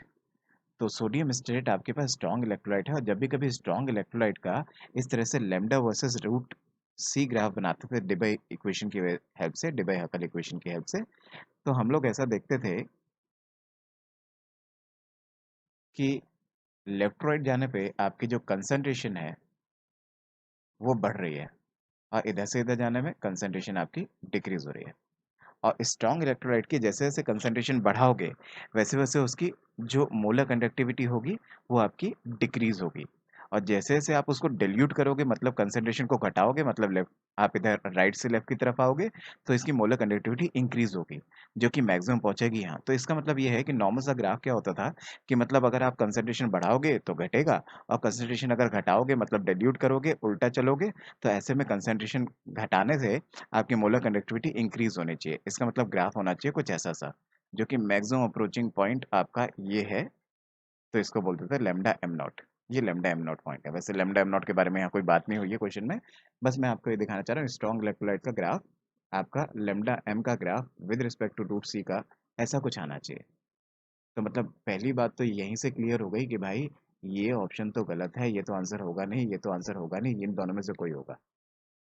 अच्छा जी, आगे बात करते हैं। आगे अब आ गया सरफेस केमिस्ट्री की बात, कि ये स्लोप और ये स्लोप तो समझ में आता है, डिक्रीजिंग तो समझ में आता है, लेकिन उसके बाद कंसंट्रेटेड मतलब आपका कांस्टेंट रहेगा या फिर और डिक्रीज होगा, ये समझना बाकी है। तो अच्छा, वो क्या कहता है, कहता है ये जो पॉइंट है, this point is critical micelle concentration. मतलब ये कि ये जो सीएमएस पॉइंट, सीएमसी पॉइंट है, इस सीएमसी पॉइंट पे आपके जो मॉलिक्यूल है वो एसोसिएट होते हैं। जैसे आपने मिसल फॉर्मेशन सीखा होगा इस तरीके से, तो आपके जो मॉलिक्यूल्स हैं वो आपके एसोसिएट होते हैं। तो ऑब्वियस सी बात है कि अगर एसोसिएशन होगा तो मॉलिक्यूल तो एक दूसरे से आके जुड़ जाएंगे, और अगर जुड़ जाएंगे तो मोलर कंडक्टिविटी उतनी अच्छी नहीं दिखा पाएंगे। तो अगर मॉलिक्यूल एसोसिएट हो रहे हैं तो मोलर कंडक्टिविटी आपकी घटनी चाहिए, कम होनी चाहिए। जबकि मॉलिक्यूल अगर डिसोशिएट हो रहे हैं आपके इलेक्ट्रोलाइट के, तो ऐसे केस में क्या है, आपकी जो कंडक्टिविटी है वो बढ़नी चाहिए। लेकिन क्रिटिकल मिसल कंसंट्रेशन की जो ये बात करता है, इसके बाद मॉलिक्यूल एसोसिएट होता है, जिसकी वजह से आपकी जो मोलर कंडक्टिविटी है वो घटनी चाहिए, क्योंकि मॉलिक्यूल अगर पास पास आ जाएंगे तो वो कंडक्टिविटी ज़्यादा नहीं दिखा पाएंगे। इस कारण की वजह से ये आपका डिक्रीज करना चाहिए। तो answer should be something like this, कि पहले तो हमने देखा कि हमारा नॉर्मल सा ग्राफ डिक्रीजिंग फंक्शन आना चाहिए, डिक्रीजिंग हमारा ये आ गया जी। उसके बाद क्रिटिकल मिसल पॉइंट के बाद, कंसंट्रेशन के बाद आपका एसोसिएशंस हो जाएंगे, जिसकी वजह से मॉलिक्यूल्स आपस में बंध गए, और बंध अगर गए तो इसका मतलब है कि वो कंडक्टिविटी ज़्यादा अच्छी नहीं शो कर पाएंगे, वो ज़्यादा मूवमेंट नहीं कर पाएंगे एक इनसे, जिसकी वजह से और डिक्रीज हो जाएगा, जिसकी वजह से answer should be option number 3। तो answer should be option number 3। इसमें एक इक्वेशन दी गई है जिसमें आपसे ये कह रहा है कि Mg सॉलिड Mg2+ आयन में कन्वर्ट हो रहा है और कॉपर 2+ आयन आपका कॉपर में कन्वर्ट हो रहा है। In short I can write the equation, मैं ऐसा कह सकता हूँ कि एनोड हाफ और आपका कैथोडिक हाफ मैं लिख सकता हूँ और दोनों को सम अप करके ओवरऑल सेल इक्वेशन लिख सकता हूँ। जैसे कि मैं यहाँ से बोलूँ क्या कि आपके पास इक्वेशन क्या होगी, इक्वेशन कुछ ऐसी होगी कि Mg सॉलिड आपका जा रहा होगा Mg2+ आयन में +2 इलेक्ट्रॉन्स, और जो कॉपर 2+ आयन है वो ये 2 इलेक्ट्रॉन लेके बनाता होगा आपका कॉपर। दोनों इक्वेशन को जब आप सम अप करोगे you will get the cell equation. Cell equation क्या बनेगी यहाँ पे कि Mg आपका कॉपर 2+ आयन से रिएक्ट करके आपका Mg2+ ion plus copper solid, मैं एक बार मेंशन कर देता हूँ, ये सॉलिड है, ये सॉलिड है, मतलब इसकी कंसंट्रेशन नेक्स्ट इक्वेशन में नहीं लिखनी है। जो आयंस है कॉपर 2+ आयन Mg2+ आयन उनकी कंसंट्रेशन ही नेक्स्ट इक्वेशन में लिखनी है। अच्छा जी, आगे क्वेश्चन पढ़ते हैं, क्या क्या दे रखा है जरा देखते चलते हैं।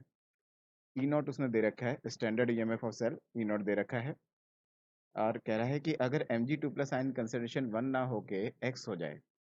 अच्छा जी, Mg2+ आयन कंसंट्रेशन अगर x हो जाए तो आपका सेल पोजीशन कितना हो जाता है, चेंजेस टू 2.67। अच्छा जी, तो इसने क्या दे दिया, इसने इस सिचुएशन पे आपको दे दिया कि इस सिचुएशन में नेक्स्ट इक्वेशन लगाओ, ठीक है, जो आप बोलते हो E is equals to E naught minus R T by N F L N Q L N K I can say, ठीक है, इसको भी बल्कि मैं ऐसा ही लिख दूँ, क्या लिख दूँ, L N, this will be क्या, this will be L N Mg2+ ion concentration divide by copper 2+ ion concentration. अच्छा जी, ये इसने बोल दिया। आगे इसमें अगर आप वैल्यू सब्स्टिट्यूट करो तो कह रहा है कि भाई आपका जो ई है, ई ऑफ सेल, वो कितना जा रहा है 2.67। ई नॉट ऑफ सेल तो उतना ही रहेगा जितना ऊपर वाली इक्वेशन में था, उतना नीचे वाली इक्वेशन में रहेगा, दैट विल बी 2.7, ठीक है जी, माइनस का आर टी बाय, बल्कि आर टी की भी वैल्यू डाल दें क्या, इसने कुछ दे भी रखा है क्वेश्चन में, आप ध्यान से पढ़ो क्या कह रहा है ये। टी तो हमने डाल दिया सीधा सीधा 300 और एफ बाय आर की वैल्यू उसने दे रखी है, तो एफ बाय आर की वैल्यू दे रखी है, इस कारण की वजह से मैं यहाँ पे क्या कर दूंगा, एन को तो रखूंगा 2, 2 इलेक्ट्रॉन का लेना देना चल रहा है इसलिए एन हो गया आपका 2, और एफ बाय आर की वैल्यू मैंने यहाँ पे सब्स्टिट्यूट कर दी कितनी, 11500। अच्छा जी, और ये जो टेम्परेचर है, टेम्परेचर मैंने डाल दिया 300, ठीक है जी, और इसके बाद मेरे को लिखना है L N Mg2+ ion concentration उसने बोला है कि अगर x हो जाए तो, और कॉपर 2+ आयन की कंसंट्रेशन तो उसने 1 दे ही रखी है आपको, तो यहाँ से बस सब कुछ पता है, x ही निकालना है। तो यहाँ से इक्वेशन कुछ ऐसी सी बन जाएगी, क्या आ जाएगा, this will come out to be 0.03 equals to 300 2 into 11500 L N X I can say, ठीक है, इसको मैं कह सकता हूँ this will come out to be 2.3 is equals to L N X, ठीक है जी, शायद इसीलिए ये हिंट भी दे रखा होगा यहाँ पे। अगर आप देखो यहाँ पे क्या कह रहा है L N 10 is equals to 2.3, तो मेरे पास आगे 2.3 is equals to L N X. अच्छा, तो फिर तो सीधा सीधा आ ही गया ना, तो 2.3 को मैं एल एन 10 भी लिख सकता हूँ जैसा कि इसने मेरे से बोला, ठीक है, is equals to L N X, और एक्स की वैल्यू सीधे सीधे कितना आ गई, 10 आ गई। बस जी, बहुत आसान सा क्वेश्चन था, नेक्स्ट इक्वेशन लगा के हम लोगों ने एल एन की वैल्यू निकाल लिया, this will come out to be 10। क्या क्या डाटा दे रखा है जरा ध्यान से देखना, जो भी डाटा दे रखा है उसे एक साइड पे कहीं पे लिख लो, फॉर्मूलाज अप्लाई करो जो आपको आते हैं, बड़े प्यार से ये क्वेश्चन सॉल्व हो जाता है। तो ध्यान से देखना, थोड़ा सा मेहनत लगेगा बट डिफिकल्ट नहीं है, हो जाएगा। तो देखना है क्या, लिमिटिंग मोलर कंडक्टिविटी आपको दे रखा है, लिमिटिंग मोलर कंडक्टिविटी के लिए क्या बोलूँ, ऐसा बोलूँ कि लेमडा एम नॉट आपको दे रखा है। लेमडा एम नॉट कितना दे रखा है आपको, दे रखा है 4 इंटू 10⁻², ठीक है, 10⁻², मैं यूनिट नहीं लिख रहा हूँ, ठीक है, बस इतना देख लेना, इतना सुनिश्चित कर लेना, यूनिट सेम होनी चाहिए सबकी, मतलब जैसे यहाँ दिख रहा है सीमेन सीमेन सीमेन, सेंटीमीटर सेंटीमीटर सेंटीमीटर, मोल मोल मोल, तो यूनिट सबकी सेम होनी चाहिए, बस कहीं सेंटीमीटर की जगह मीटर होगा तो वो कन्वर्ट करना पड़ेगा, अदरवाइज यूनिट के लिए मैं बॉदर नहीं कर रहा हूँ, वो अपने आप चेक करना, ठीक है। अच्छा ठीक है, तो ये 4 इंटू 10⁻² वैल्यू दे रखा है लेमडा एम नॉट का, और आपको लेमडा एम का वैल्यू कितना दे रखा है, लेमडा एम का वैल्यू आपको कहता है at 298 Kelvin for an aqueous solution of acidic acid the degree of dissociation is alpha and the molar conductivity is this, molar conductivity is y into 10⁻², ठीक है ना। ये किसी कंसंट्रेशन, पर्टिकुलर कंसंट्रेशन सी पे ये कहानी कह रहा है, तो अभी मान लेता हूँ, इसको लिख लेता हूँ कहीं पे, एट कंसंट्रेशन सी, सी कंसंट्रेशन पे ये कहानी कह रहा है। फिर उसके बाद कह रहा है कि अगर आपने 20 टाइम्स इसको डिल्यूट कर दिया है तो अगर नई कंसंट्रेशन, आपकी कंसंट्रेशन अगली बार कितनी हो जाती है, C/20 की हो जाती है। तो नई कंसंट्रेशन पे क्या कह रहा है, नई कंसंट्रेशन पे आपका जो लेमडा एम है, ऐसे कह रहे हैं ना, 20 times diluted the molar conductivity of the solution will become क्या, लेमडा एम जो है आपका वो कितना कहता है, वो आपसे कहता है, वो आपका आ रहा है 3y × 10⁻², इतना आ रहा है। ठीक है, तो ये आपको दूसरा फैक्ट भी उसने बता दिया। अभी आपसे क्या कह रहा है, इक्वेशंस बनवाएगा, अल्फा की वैल्यूज निकलवाएगा। तो देखो जरा ये है, क्या कह रहा है, मोनो बेसिक एसिड है, let's say mono basic acid कौन है, एच है, वो टूटेगा तो H प्लस आयन और A माइनस आयन में टूटेगा। इनिशियली अगर ये C है तो ये 0 0 है, C1 माइनस अल्फा होगा तो ये C अल्फा होगा, ये C अल्फा होगा। उस हिसाब से अगर Ka देखोगे तो Ka क्या हो जाएगा, C² alpha square C1 minus alpha होगा। C से C काट दूँ तो Ka कितना हो जाएगा, Ka हो जाएगा आपका C alpha square upon 1 minus alpha होगा। ठीक है, काफ़ी बार तो ये अल्फा नेग्लेक्ट कर देते हैं हम नीचे वाला, अभी फिलहाल देखते हैं होगा कि नहीं होगा, देखेंगे, चेक करेंगे। ठीक है, अभी कोई गारंटी नहीं है कि अल्फा को, नीचे वाले अल्फा को मैं 1 के रिस्पेक्ट में नेग्लेक्ट करूँ कि नहीं, फिलहाल तो मैं ऐसे ही लिख दे रहा हूँ। ठीक है, देखेंगे, चेक करते हैं, करना पड़ेगा, ज़रूरत लगी और हो सका तो कर देंगे नेग्लेक्ट। अच्छा, फिलहाल के लिए एक और बात, कॉन्सेप्ट आपने सीखा होगा, ये जो अल्फा है ये एक्चुअली में क्या होता है, ये होता है किसी पर्टिकुलर कंसंट्रेशन पे जो भी मोलर कंडक्टिविटी आ रही है, ठीक है ना, that divided by the limiting molar conductivity, ऐसा होता है, ये फॉर्मूला बनता है। ठीक है, तो ये अगर आप यहाँ पे सब्स्टिट्यूट कर देते हो तो क्या क्या वैल्यूज आ जाता है, जरा ध्यान से देखिएगा। इसको मैं थोड़ा सा इस रूप में लिख लूँ, एक बार देखना क्या आ जाता है। इसको अगर मैं लिख लूँ तो Ka कितना बन जाएगा, Ka बन जाएगा आपका, यू कैन से कंसंट्रेशन लेट्स से C ही मान लो। ठीक है, इसको कितना मान लो, इसको मान लूँ कि लेमडा m का स्क्वायर अपॉन लेमडा m0 का स्क्वायर।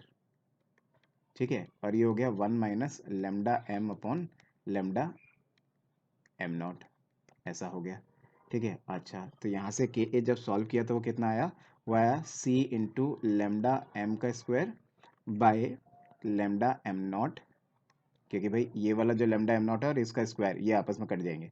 ठीक है, अच्छा, तो ये क्या आ गया, ये आ गया lambda m0 minus lambda m,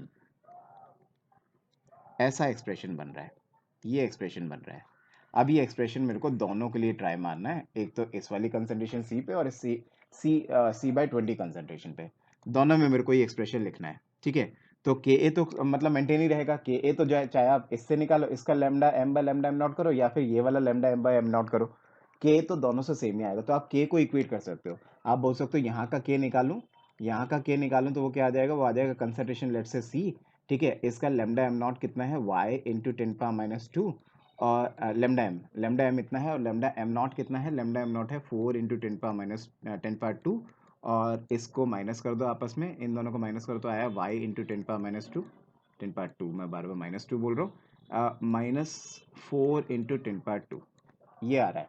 ठीक है, अगर ये एक्सप्रेशन यूज़ करता हो तो, और यहाँ से अगर देखोगे K, तो यहाँ से K क्या आ रहा है, C/20। ठीक है, और ये कितना आ रहा है, ये आ रहा है 3y इंटू 10⁻²। ठीक है, और ये कितना आया, इसका लेमडा m0 तो सेम ही रहेगा। ठीक है, तो उसको मैं सेम ही रख लेता हूँ, 4 इंटू 10⁻²। ठीक है, और ये कितना आया, ये आया आपका 3y इंटू 10⁻² माइनस 4 इंटू 10⁻², ऐसा आ रहा है। और इन दोनों K को आपस में इक्वेट कर सकता हूँ मैं। अच्छा, इक्वेट करूँगा तो बड़े प्यार से कुछ चीज़ें कट जाएंगी, देखना कैसे कैसे क्या क्या कटेगा। लेट्स से मैंने दोनों को इक्वेट कर दिया, इन दोनों को आपस में बराबर रख दिया। ठीक है, तो ऐसे में C से C भी काट दिया मैंने। ठीक है, इस Y से ये Y भी काट दिया मैंने। ठीक है, इस 4 इंटू 10⁻² से 4 इंटू 10⁻² भी काट दिया। बहुत कुछ कर गया, गुड। ठीक है, अच्छा, इसको चेक करना, मैंने शायद ये गलत लिखा, ये आएगा 10⁻², नॉट 10⁻², 10⁻² ही है सारे। ठीक है, ऐसे आया। ठीक है, और कुछ, अच्छा, एक और मिस्टेक किया हमने, एक और मिस्टेक किया है, एक मिस्टेक मिलती है मेरे को यहाँ, देखना, मैंने यहाँ स्क्वायर नहीं किया, मैंने यहाँ स्क्वायर नहीं किया, ध्यान से देखना, यहाँ पे इसका स्क्वायर होगा, ये है ना, देखो ये वाला स्क्वायर, ये स्क्वायर भी होगा, ये स्क्वायर होगा, ऐसे होगा। ठीक है, तो इसको स्क्वायर भी कर दो, और फिर उसके बाद देखो, तो फिलहाल तो मैं C से C काटे दे रहा हूँ और इससे ये काटे दे रहा हूँ, अभी और कुछ नहीं काट रहा।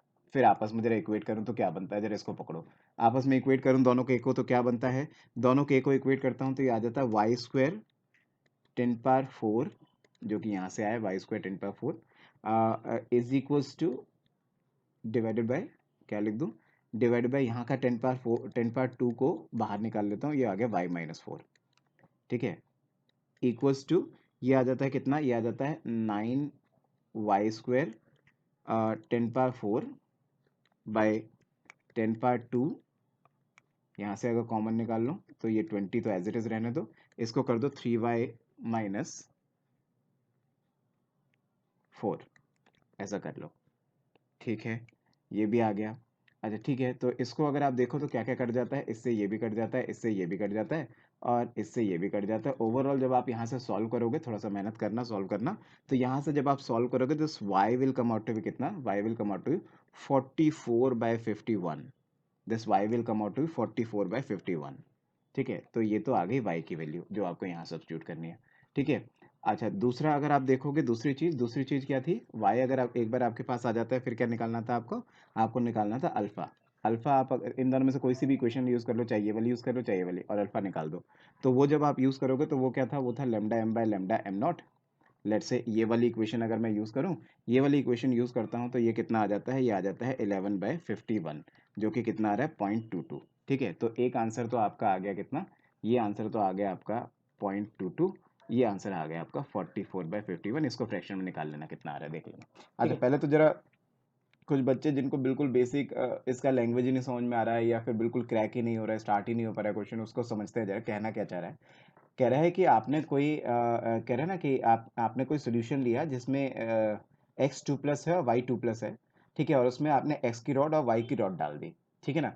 तो मतलब x का ऑक्सीडेशन y का रिडक्शन, या वाइस वर्सा x का रिडक्शन y का ऑक्सीडेशन, ऐसा कुछ चल रहा है, ठीक है, और x और y आपके ये होंगे, ये जो 4 ऑप्शन दे रखे हैं, ठीक है। अच्छा उसमें से भी उसने ये बात बोल दी, ध्यान से सुनना, कि जब आपने x की रॉड डाली x के सॉल्यूशन में, x2+ आयन के सॉल्यूशन में, और y की रॉड डाली आपने y2+ आयन के सॉल्यूशन में, तो ऐसे में हुआ क्या, ऐसे में डिसोल्यूशन ऑफ x हुआ।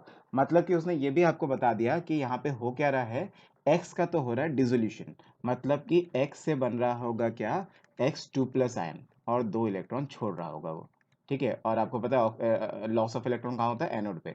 तो एनोड पे तो ये रिएक्शन हो रही है, तो ऑब्वियसली कैथोड पे क्या हो रहा होगा, गेन ऑफ इलेक्ट्रॉन हो रहा होगा। तो कैथोड पे क्या चल रहा होगा, y2+ 2 इलेक्ट्रॉन ले रहा होगा, और वो बना रहा होगा क्या, y। ये सब कहानी चल रही है। अच्छा और क्या क्या यहाँ पे मेंशन कर सकता हूँ, इनकी कंसंट्रेशन मेंशन कर सकता हूँ। ये कितना दे रखा है 0.001, और ये कितना दे रखा है, ये देखा है 0.1, ठीक है। अगर मैं दोनों को समेशन करता हूँ तो ओवरऑल सेल रिएक्शन पकड़ में आ जाती है। ओवरऑल सेल रिएक्शन अगर आप पकड़ोगे तो क्या दिखेगी, देखेगा x जो कि सॉलिड होगा, ठीक है, प्लस y2+ आयन जो कि एक्वस होगा। दिस विल गिव यू क्या, this will give you x2+ ion जो कि एक्वस होगा, प्लस y जो कि सॉलिड होगा, ठीक है। ये कहानी चल रही है, ये आपकी सेल रिएक्शन है। इस सेल रिएक्शन के बारे में अगर ध्यान से देखो और इस पे लगाओ नस्ट इक्वेशन, तो अगर मैं इस पे नस्ट इक्वेशन लगाऊं तो क्या लगेगा, ये आएगा E cell is equals to आएगा ई नॉट सेल -0.06 मान लेता हूं मैं इसको अप्रोक्सीमेटली, डिवाइडेड बाय कितने इलेक्ट्रॉन का लेना देना चल रहा है, 2 इलेक्ट्रॉन का लेना देना चल रहा है, डिवाइड बाय 2 लॉग ऑफ, यहाँ पे क्या रखना पड़ेगा, यहाँ रखना पड़ेगा x2+ आयन की कंसंट्रेशन, और यहाँ क्या रखना पड़ेगा, y2+ आयन की कंसंट्रेशन, ऐसे करना पड़ेगा, ठीक है। तो अगर मैं इसको सॉल्व करता हूँ, ई सेल निकालता हूँ, तो E cell will come out to be कितना, E naught of cell -0.06/2 log of, यहाँ पे इनकी कंसंट्रेशंस रख दूं, ये कितना था 0.001 और ये था 0.1। इसको जब मैं सॉल्व करता हूँ तो यहाँ पे मेरे पास आ रहा है ये E cell is equals to आ रहा है E naught cell minus, in fact minus minus plus हो जाएगा, this will E naught cell plus 0.06, ये बन रही है इक्वेशन। अब आपको चारों ऑप्शन से लाके, चारों ऑप्शन से यहाँ पे ये जो आपका ई सेल है, मतलब मैं आपसे ये कहना चाह रहा हूँ चारों ऑप्शन में आपको क्या चेक करना पड़ेगा, चारों ऑप्शन का ये ई सेल को चेक करना पड़ेगा, ई नॉट सेल को चेक करना पड़ेगा। ये ई नॉट सेल चारों ऑप्शन से चेक करो, इसका ई नॉट सेल कितना आ रहा है, इसका ई नॉट सेल कितना आ रहा है, इसका ई नॉट सेल कितना आ रहा है, इसका कितना आ रहा है, और चारों का ई नॉट सेल यहाँ पे रख के देखो। ओवरऑल जिस जिस भी ऑप्शन से ई सेल आपका पॉजिटिव आ रहा होगा, चारों में से जिस जिस ऑप्शन से ई सेल पॉजिटिव आ जाएगा वो स्पॉन्टेनियस सेल होगा, मतलब कि वो फिजिबल सेल होगा, वो सेल माना जाएगा कि वर्क करेगा। अदरवाइज अगर आप देखो तो जिसमें आपका ओवरऑल ई सेल नेगेटिव आ रहा होगा उस ऑप्शन को काट देना, वो आपका वर्क नहीं करेगा, ठीक है ना। वो करेक्ट कॉम्बिनेशन नहीं है, बोल रहा ना correct combination for x and wise क्या क्या। तो करेक्ट कॉम्बिनेशन के लिए आपको चारों ऑप्शन के ई नॉट सेल निकालने पड़ेंगे, उसमें आपको 0.06 एड अप करना पड़ेगा, और ओवरऑल वैल्यू बस पॉजिटिव आनी चाहिए, हमें इससे मतलब, वैल्यू कितनी आई हमें उससे मतलब नहीं है, पॉजिटिव आनी चाहिए। तो आप चारों ऑप्शन को ट्राई कर सकते हो, ध्यान से देखिएगा। अच्छा, एक बात ये भी लिखी हुई है, ध्यान से सुनना। कह रहा है एक्स एंड वाई रिस्पेक्टिवली, मतलब ये जो चार ऑप्शन दे रखे हैं ये इस तरीके से दे रखे हैं कि एक्स ये है, वाई ये है। आप वाइस वर्सा ना माने, ऐसा ना माने कि इसको वाई इसको एक्स माने, ठीक है ना। ऐसा क्यों बोल रहे हैं? ऐसा इसलिए बोल रहे हैं कि आपको ये भी पता होना चाहिए कैडमियम और निकल में से किसका ऑक्सीडेशन हो रहा है, किसका रिडक्शन हो रहा है, ये भी तो पता होना चाहिए ना। तो ये कह रहा है कैडमियम क्या है, एक्स है, मतलब उसका ऑक्सीडेशन होगा, निकल का रिडक्शन होगा, ठीक है, ये कहने की कोशिश कर रहा है। तो अब ध्यान से सुनिएगा, अगर मैं इसका ई नॉट निकालता हूं तो इस पहले ऑप्शन का ई नॉट कैसे निकलेगा? वो निकलेगा E naught, you can say cell is equals to, आप पढ़ते थे ना, E of cathode minus, in fact E of cathode plus E naught of anode, ऐसा कह लो, ठीक है ना। तो ये क्या कह रहा है? ये ऐसा कह रहा है कि क्या करा, ई of cathode minus plus E naught of anode. ऐसा मैंने क्यों लिख दिया? ऐसा मैंने लिख दिया, आप ऐसा बोलो, oxidation potential of oxidation half plus reduction potential of reduction half, ठीक है। तो अच्छा, तो ये वैल्यू आपने यहाँ डाला तो क्या आया? कौन सा वैल्यू डालना है यहाँ पे? कैडमियम से कैडमियम 2+ आयन जाने का वैल्यू, जबकि यहाँ पे दे रखा है कैडमियम 2+ से कैडमियम, तो वो माइनस की जगह प्लस हो जाएगा, तो ये हो जाएगा कितना? 0.4, ठीक है। ये क्या है? ये है आपका उल्टा हो रहा होगा, निकल 2+ से निकल जाने का वैल्यू, निकल 2+ से निकल जाने का वैल्यू कितना है? -0.24। जब मैं इसको 0.4 को 0.24 से माइनस करता हूं तो ओवरऑल आ जाता है 0.16, और इस 0.16 को जब मैं यहाँ सब्स्टिट्यूट करता हूँ, 0.16 को जब मैं यहाँ सब्स्टिट्यूट करता हूँ तो ऐसे में मेरे को ई सेल आपका पॉजिटिव दिख जाता है, ई सेल पॉजिटिव आ जाएगा। क्यों? क्योंकि भाई 0.16 को 0.06 से प्लस कर दो, ओवरऑल वैल्यू कितनी आ जाएगी? ई सेल की वैल्यू आ जाएगी 0.22V, ठीक है ना। ठीक है, तो ये हुआ पहला ऑप्शन ट्राई, पहला ऑप्शन ट्राई मार दिया हमने, और ये आपका सही भी आ गया, तो इसको लॉक कर दे। अगले ऑप्शन पे आते हैं। अगला ऑप्शन क्या है? कैडमियम और आयरन। कैडमियम आयरन में भी सेम लॉजिक लगाएं। कैडमियम से कैडमियम प्लस जाने का ई नॉट, कैडमियम से कैडमियम प्लस जाने, कैडमियम 2+ जाने का ई नॉट, इट इज 0.4, ठीक है। और यहाँ पे उल्टा करना है, इसमें क्या करना है? आयरन से, आयरन 2+ से आयरन जाने का ई नॉट, दैट इज 0.44 वोल्ट, ठीक है। ये डाला हमने, तो ये हमारा बी ऑप्शन ट्राई मारा। यहाँ से जो ई नॉट आया उसको चेक करोगे तो ये क्या आ रहा है? ये आपका ज़्यादा है, ये आपका कम है, तो ऑब्वियसली यहाँ से माइनस आएगा, माइनस आके 0.04V ऐसा आ रहा है। बट हाँ, आप सिर्फ और सिर्फ अभी ई नॉट की वैल्यू देख के जज मत कर लेना। अभी माइनस का 0.04V यहाँ पे लाके सब्स्टिट्यूट करो। सब्स्टिट्यूट करने के बाद देखो कि इसमें जब 0.06 में एड अप करूंगा, ओवरऑल ई सेल तो फिर भी पॉजिटिव आएगा भाई। मेरे को तो ई सेल से मतलब है, ई सेल तो फिर भी पॉजिटिव है, और पॉजिटिव है तो ये हमारा आंसर सही है। कितना आ रहा है? कितना आ रहा है? अगर आप कैलकुलेट करोगे तो ये है आपका कितना? 0.06, और ये है माइनस का 0.04, तो it will come out to be 0.02V, ठीक है। तो देखा जाए तो ऑप्शन नंबर बी भी सही हो गया। अब करते हैं ऑप्शन नंबर सी को ट्राई। ऑप्शन नंबर सी के अंदर क्या होगा? उसके अंदर भी सेम कहानी होगी। वहां क्या करेंगे? वहां पे आपके पास क्या करना है आपको? वहां पे आपके पास निकल से निकल 2+ पे जाना है, ठीक है ना। आपको निकल से निकल 2+ जाना है, तो ये माइनस में दे रखा, प्लस में हो जाएगा, it will come out to be E naught of cell will come out to be कितना? ये हो जाएगा आपका 0.24, और दूसरा वाला कितना हो जाएगा जो आपका है? वो क्या है? वो है Pb 2+ से Pb, दैट इज माइनस का 0.13। अच्छा, तो ये कैलकुलेट जब आपने किया तो ये आपके पास आया 0.11V। ऑब्वियसली ये पॉजिटिव आ रहा है, पॉजिटिव में कोई चीज़ पॉजिटिव एडअप करोगे तो ई सेल तो फिर भी पॉजिटिव आएगा, और ओवरऑल अगर ई सेल पॉजिटिव आता है तो रिएक्शन तो फिजिबल है। कितना वैल्यू आ रहा है वो बताओ जरा? 0.11 को 0.06 से एडअप करो, it will come out with 0.17V। तो पॉजिटिव आ रहा है, इसको भी सही आंसर माने। अभी तक तो तीनों ही सही है, ठीक है। चौथे को ट्राई मारते हैं। चौथे वाले के लिए थोड़ा स्पेस कम बचा, उसको जरा कहीं और ट्राई मारते, चलो इधर ही मार देते हैं, इधर देखते हैं। चौथे वाले में क्या कह रहा है? कह रहा है कि निकल से निकल 2+, निकल से निकल 2+ जाने की टेंडेंसी कितनी है? ई नॉट ऑफ सेल जब निकालेंगे, it will come out to कितना? निकल से निकल 2+ इज 0.24 प्लस, या फिर माइनस, देखते हैं। आयरन, आयरन 2+ से iron, it is -0.44V, minus है ये, ठीक है। ऐसा जब मैं करता हूं तो ओवरऑल ई नॉट जो आता है वो आपका कितना आता है? माइनस का 0.20V ऐसा आ रहा है ई नॉट सेल। और इस ई नॉट सेल को अगर आप लाके यहाँ सब्स्टिट्यूट करते हो तो माइनस का 0.2 और ये प्लस का 0.06, तो ऑब्वियसली ये ओवरऑल कैसा आ जाएगा? ओवरऑल नेगेटिव आ जाएगा। नेगेटिव आएगा तो इसको हम नहीं मानेंगे, हमारा आंसर नहीं है। तो फाइनली जो आंसर आपका लॉक किया जाए वो आंसर लॉक किए जाएंगे जिसमें ई सेल पॉजिटिव आ रहा हो। तो ई सेल पॉजिटिव ए में, बी में और सी में आ रहा है, then the answer for this question must be A option, B option and C option only. Okay, so I hope I helped you. Please subscribe Camp Shiksha. Thank you.